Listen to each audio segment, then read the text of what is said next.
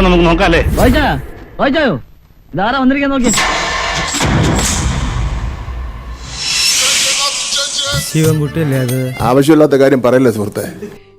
അവരുടെ ആവശ്യം തനിക്ക് അനാവശ്യമായി. ചോദിക്കുന്നതിന് അതിലൊരു ശരിയായ രീതി ഇല്ലല്ലോ. എന്നാ പിന്നെ ഉച്ചക്ക് ചീട്ട് കളിക്കാൻ എത്ര ആളുണ്ടാവും ചോദിക്കാം.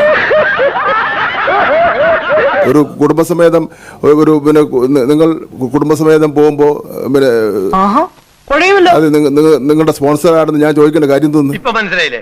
ചെറിയ കാര്യത്തിന് ചെന്നാൽ ഇതാണ് മറുപടി എന്നുണ്ടെങ്കിൽ വലിയ വലിയ കാര്യത്തിന് ചെന്നാൽ എന്തായിരിക്കും സ്ഥിതി? അതിനുള്ള ആസ്തിയൊക്കെ ഉണ്ട് മുഖ്യമന്ത്രി, ഒരു സംശയം വേണ്ട. അതിനെ ചോദ്യം ചെയ്യുകയോ തടസ്സപ്പെടുത്തുകയോ ചെയ്താൽ ഞാൻ ചോദ്യം ചെയ്തിട്ടുമില്ല, തടസ്സപ്പെടുത്തിയിട്ടുമില്ല.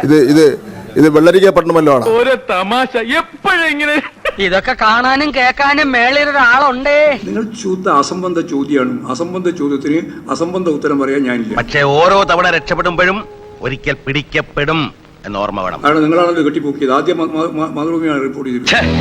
നാണക്കേടായി പോയി.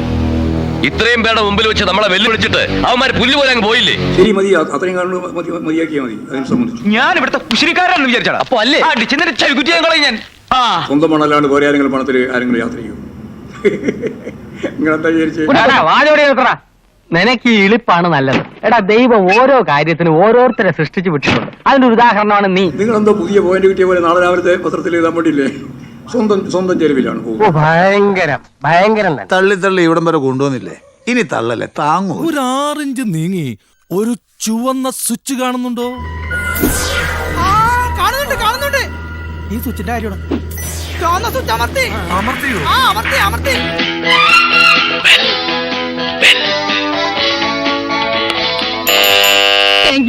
ഈ ഉപകാരം മറന്നാലും ഞാൻ മരിക്കില്ല.